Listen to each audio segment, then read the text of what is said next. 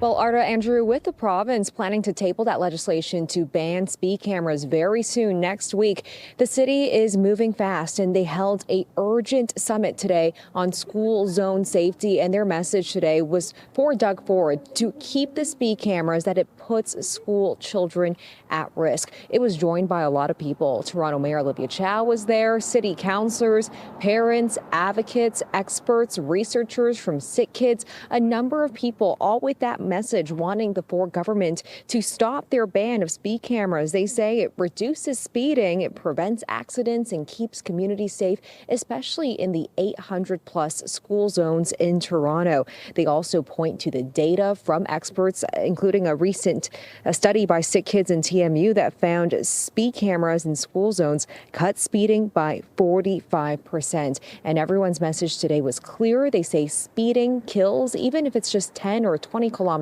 over, that it can make a life or death difference. Here's more from the project manager with Toronto Transportation and a group called Parents Against Speeding.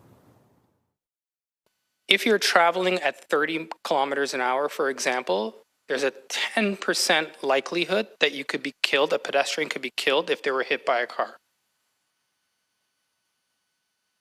If you look at 50 kilometers an hour, that goes to 85%.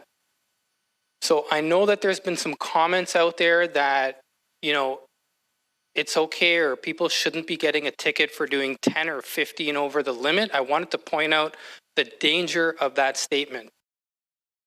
We're shocked and appalled by the potential prospect of having the speed safety camera program near schools dismantled. We know that it is one of the tools in our toolbox to keep kids safe. We know that speeding is one of the leading causes of fatalities. We know that car crashes are the ¡1 source of injury-related death for children. So this is one of the tools that we have that can keep our most vulnerable Torontonians, Ontarians safe. So that is why we're organizing to defend it. And on top of the ban, the province plans to fund alternative measures when it comes to slowing down drivers, such as adding roundabouts, speed bumps, flashing lights. But parents and advocates, city councillors, city staff say that these alternatives aren't the right solution when it comes to speeding down drivers.